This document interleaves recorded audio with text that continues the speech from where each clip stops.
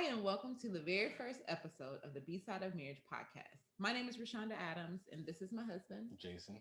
And we are marriage coaches that are very passionate about helping marriages or helping couples navigate the different phases and stages of a marriage. A and B sides of marriage. Yeah, so why did we start this podcast? Well, it's simple. Like we have had a lot of experiences that we've gone through that we've helped couples through, and it's you know for us to just have these conversations and candidly and give you guys these little nuggets that we've learned to help you through the different B sides of your marriage.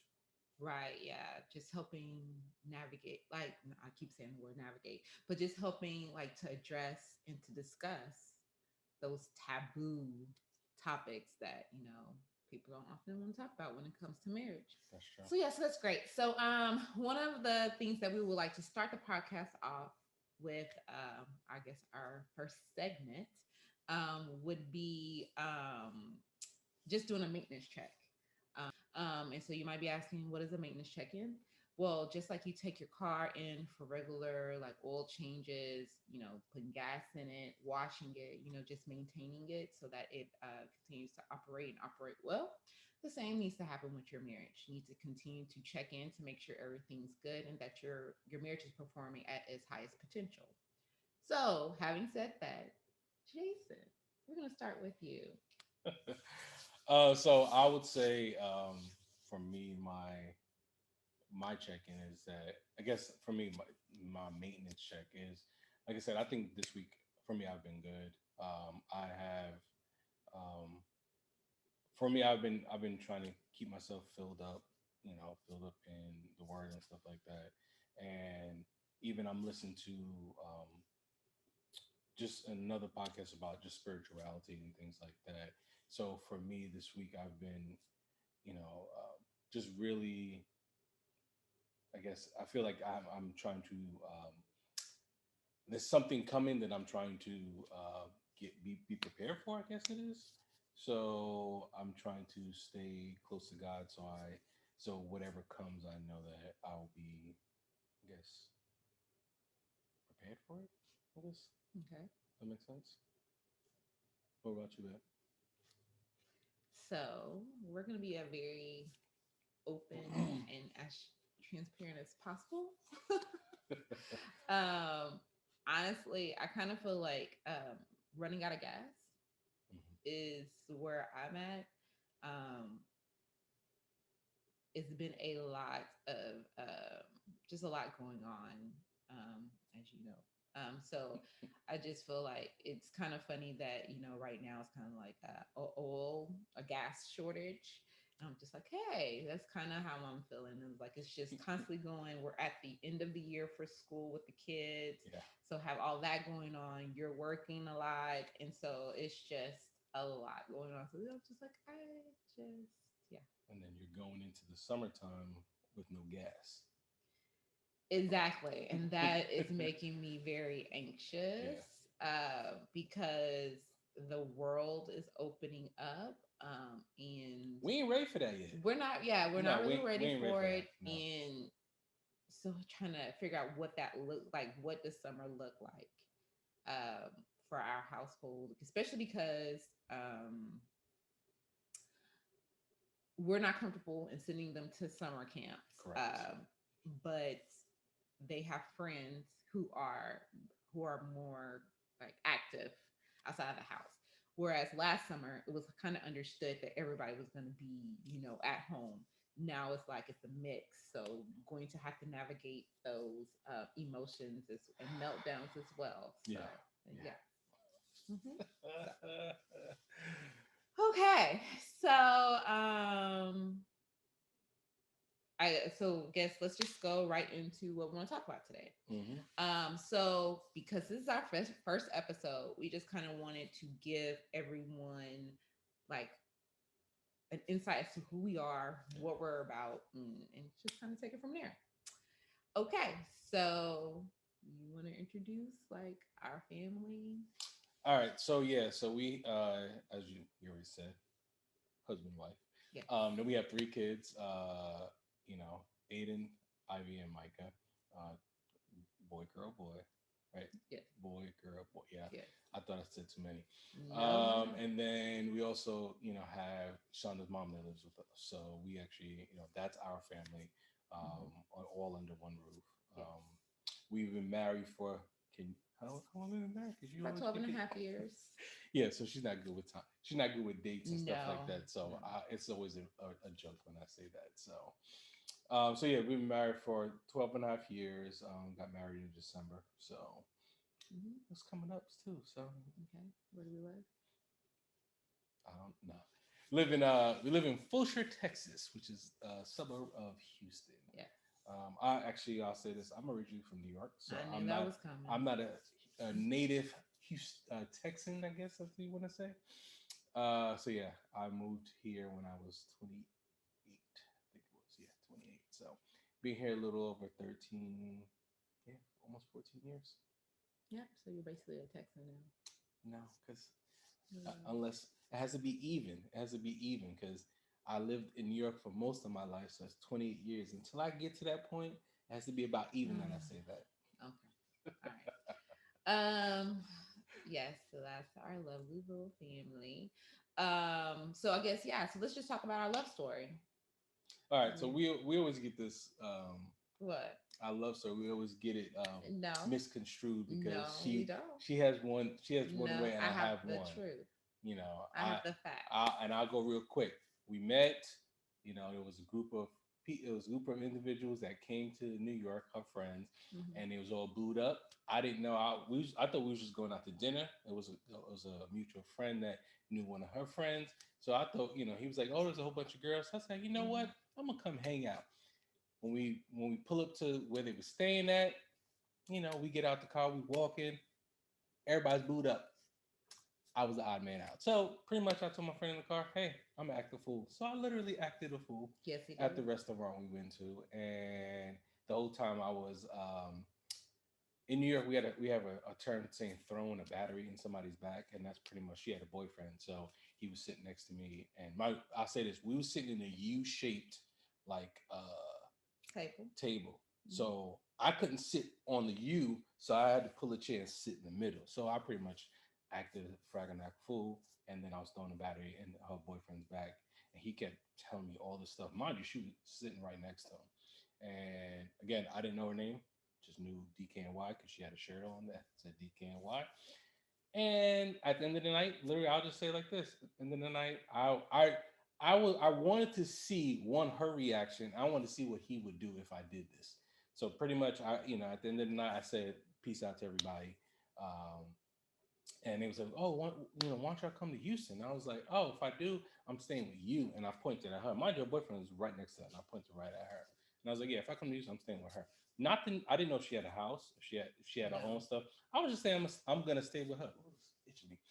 So, and pretty much at the end of the night, gave her my pounds, and then at the end, I gave her a hug. She tried to give me that, what is it, Chicago tap tap on the shoulder. No, I pulled her in and gave her a hug, and I just whispered in her ear, said, "You got a beautiful smile." She says I said That's something different. hmm That's not what I said. I just said, "You have a beautiful smile." We left, and then, when I got to the car, something told me, it was like, "Why didn't I try to, get her number?" So I Are you basically, gonna let me tell no, what really happened? no. Okay. Let me finish this All and I'll right. let you. So Okay. then I told my friend to give my number to his friend so he can give to DKNY. And then I'll say it like this. I ain't hear from her for over like two weeks. And the first time I heard from her was on, I think, Thanksgiving weekend or something like that. She was hanging out with the same group of friends, and my boy actually happened to call her friend, and I was like, "Is DKNY there?" So she got on her phone. I was like, "Hey, why don't you hit me up?" She's like, "Oh, I did." I was like, "When?" She's like, "Yeah, I'll hit you up." I'd never received a text and nothing from her, and then it came out. She was like, "Oh, maybe it's my Verizon phone." It's like whatever. So at that moment, I told her. I guess I told you to text me, and then so we make sure we can connect right then and there. So now I'll let her tell us side of the story. Okay. So y'all want to know what really happened? I'm gonna tell you what happened. So I am a firm believer of your birthday is your own personal holiday and you need to do it big, whatever that means or whatever makes sense at, whatever stage of life you are in. Um, but you need to go big. So it just so happened that this particular birthday, I was throwing myself a birthday party at the 4040 Club in Atlantic City. And so we have a mutual friend, or yes, we have mutual friends. Sorry, I had to figure out how to say this, right, to be politically correct. So we have mutual friends who knew each other, and then so my friend, when we went to college together, so she was like, "Oh, I have friends who live in New York. Can they come?" Of course, the more the merrier. It's all about having a good time. So because they were coaches for a uh, Youth football. youth football league, so they were unable to actually make the party because of traffic between It would Manhattan have took us a and yeah. long time to get there because if we'd have left at 4, even 5 o'clock, it would have literally taken us probably 4 hours just to get to Atlantic City. Yes. And that's it. Like I said, we would have got there at 1, and then we'd have pretty much. Okay. That's okay. I'm just saying it's a long drive. Too much. Okay. So they were unable to come to the party, but they were like, "We really want to meet you guys. Want to show you New York. So can we like take you out all out to dinner the next day?" So we did. So we were like, "Yes, take us to the most authentic New York restaurant for a because like we wanted the New York food. We want the experience, right?" That wasn't told to me. Guess where they took us to? That wasn't A told to me. bunch of Texas girls. Again, Dallas BBQs. I didn't have control of this. I didn't have control of this. Are you kidding me? I Dallas didn't. BBQs. So anyway, so as we're walking up, I'm like, so they finna take us to a barbecue joint in New York. In Okay. So we were like, okay, fine, whatever. This place is famous, famous for their sticky wings, which is basically fried chicken dipped in honey, but that's a whole nother They got some subject. seasoning stuff. Whatever, but it is literally fried chicken wings dipped in honey. So when we were like, okay, we were not sure, like we were not sure how the night was gonna go, but we were like, we're all there. We're gonna make the best of it. So enter MJ. Like he said, he was right. We were all. It appeared that we were all actually like paired off, like coupled up, which wasn't true, but that's how it could appear. It could appear that way. Thank you. Okay, I'll give that to you. Thank you. Okay. But he was, when I say he commanded the table with his shenanigans. Like, I mean, he was talking about he was a stripper. His stripper name was Tonto. He was a masseuse. It was like he was doing the absolute most, but it was hilarious. We were like, "Is this like real?" Like we're like looking around, like is this guy for real? So mind you, we're all having a good time. The restaurant is loud, so the side conversations that he's having with my boyfriend at the time, I see them talking about like, oh, they're just hitting it off. I had no clue what they were talking about. So as we were leaving, so anyways, we finished, had a great dinner. It was a good time. It was not the best barbecue, but it was a good time, right? So we're leaving, and Jason does say, "Hey, if I when I come to Houston, I'm staying with," and he points to me, and I'm like, "Wait, what? What were y'all talking about?" So I'm trying to figure out what he was talking about with my boyfriend at the time, because I'm like, how does he even know? Like, I have a place for him to stay. Like, how does he know I want him to stay? Okay. Because even in the conversation at the table, it wasn't like Jason was making like having a direct conversation with me. I mean, it was just like table, a group conversation. So it wasn't like we had a one-on-one dialogue. So I was just like, okay, I don't know what him and my boyfriend were talking about. So anyway, so what he said was true about him giving me a hug. But when he gave me a hug, he said, "You have hey little mama, let me whisper in your ear, you have a beautiful smile." And I said, I don't remember none of that. that's a little corny, but it actually went along with how he was behaving the rest of the night. That night, I'm just like, I okay, might have this said guy it. is I probably a said it nut. because I was acting a fool. He's a nut. So, so yeah, so then we went and I was hanging out with my college friends after Thanksgiving. It was after Thanksgiving anyway. So we ended up I mean, that part was true. It was his Verizon phone. It was his Verizon phone reason why it wasn't accepting my phone calls. That's all. Now, I just got to put that out I there. ain't never heard that So before. I ain't never heard a phone won't accept a phone I call. was getting everybody else's calls but yours. But see, this is the thing. I didn't have your number. But I mean, like, wait, I never had your number. I I was get calling you. you supposed to be I calling did. me. I called you, but it didn't go through.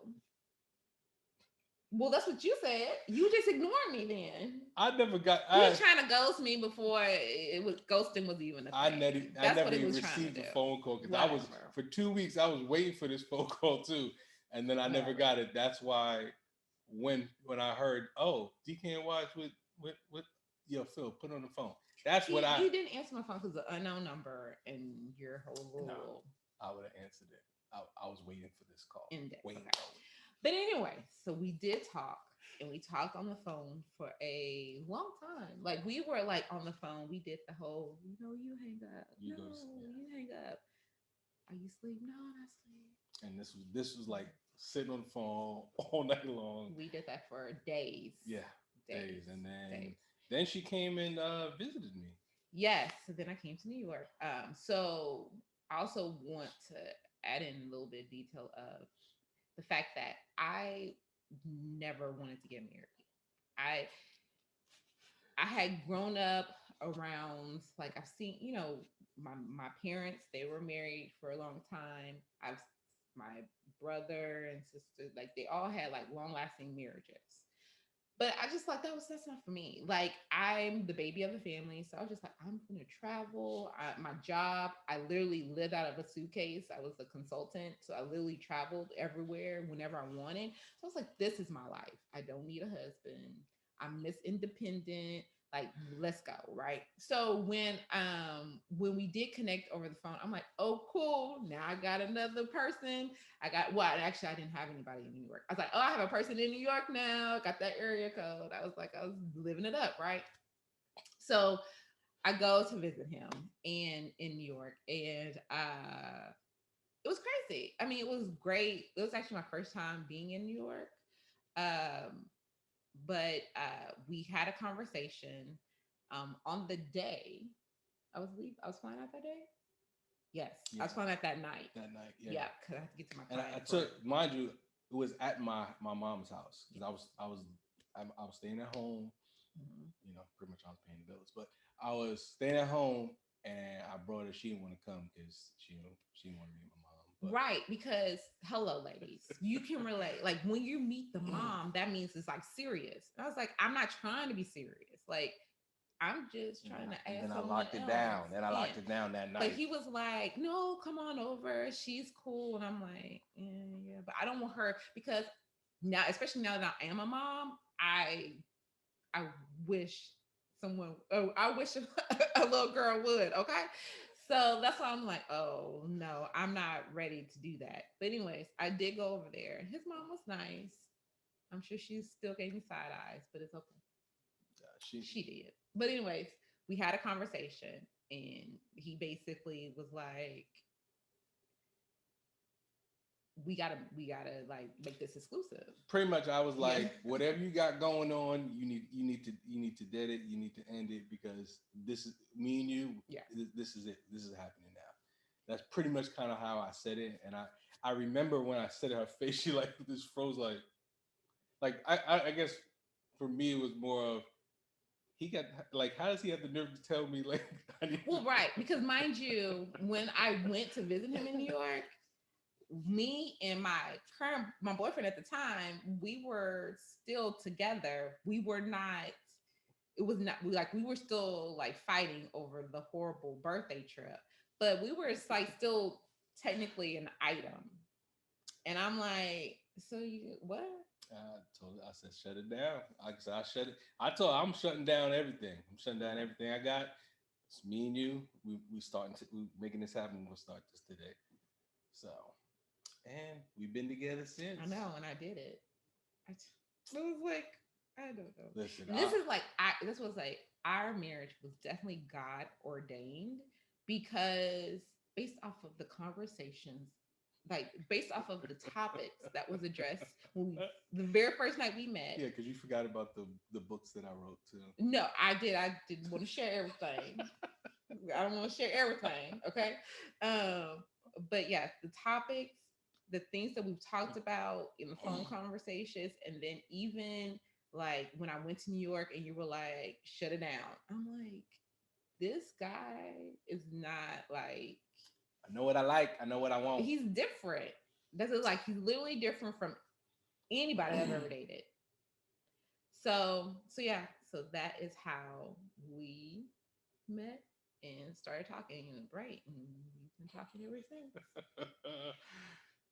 So 12 and a half years later, here we are, 2021, starting a podcast, becoming marriage coaches. For somebody that didn't want to be married, then she's married 12 and a half years. Yeah.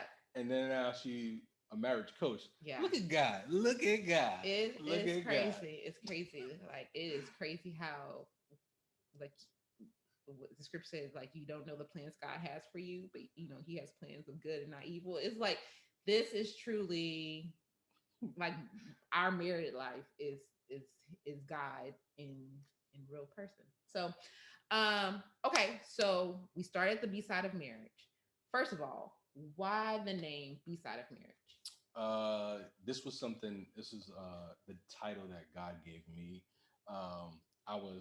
In short, one day I was taking my son to the bus, and it was raining, and I was sitting in the car, and normally when I'm waiting for the bus to leave, before I go to work, I'll read scriptures, and I was sitting in the car, and I just was crying, like before I woke up, I was not say overwhelmed, but it was overwhelming, but it was a good feeling, and I just didn't, and I knew that God was telling me something that He wanted us to do, and I just didn't know. I didn't know what it was. I didn't know how to put a name to it, and I just was texting Shonda. I was telling her about my morning, about that I'm sitting here crying in a car, and then he was like, and I was just like, and God gave me the B side.